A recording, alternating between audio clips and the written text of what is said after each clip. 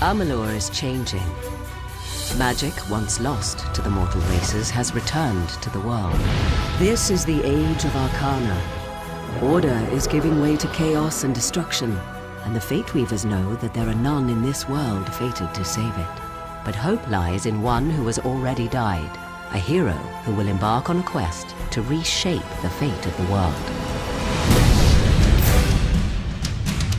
The legend begins in the Well of Souls, when gnomish scholar Fomerus Hughes finally succeeds in his attempts to restore life to the dead. The pursuit of immortality. You're the only proof of what we've achieved here. The hero's search for answers leads to the Fate Weaver Agarth, who sets the hero on a treacherous journey to discover the truth. Fate's weave is always hard to see, but your path is yours to determine. Along the path to find truth and meaning, the hero will encounter a number of factions that want to enlist the aid of the Fateless One. The hero may find it advantageous to join one or more of these factions, for they each possess unique knowledge that will help him on his journey.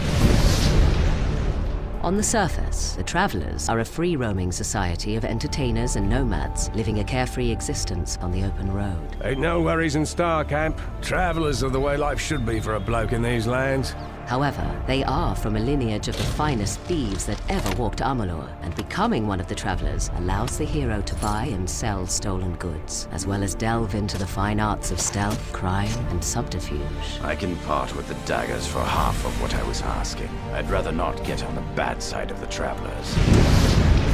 The Scholia Arcana was formed generations ago. It has since become the central university for all mortals who wish to study the practice of magic. We have a responsibility to know what these forces are, so that we may better control it. A student who shows sufficient talent is granted access to the libraries of the Scholia Arcana, where they may study the arts of sagecraft, dispelling, and alchemy. My suspicions regarding your potential were well-founded.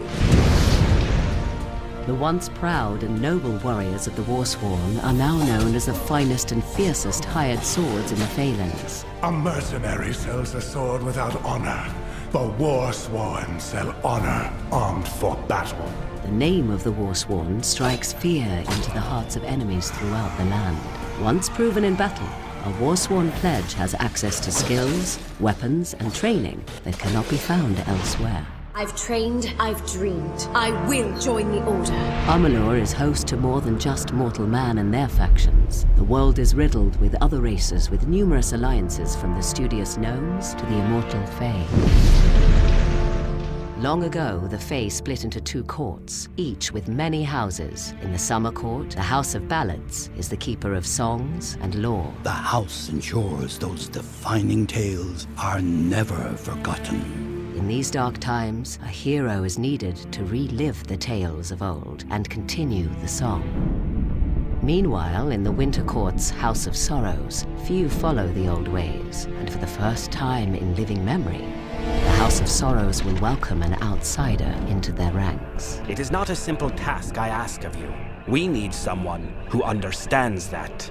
But even the immortal Fae are helpless against the forces that are rising in Amalur, a twisted new sect from within the Winter Court, the Tuatha.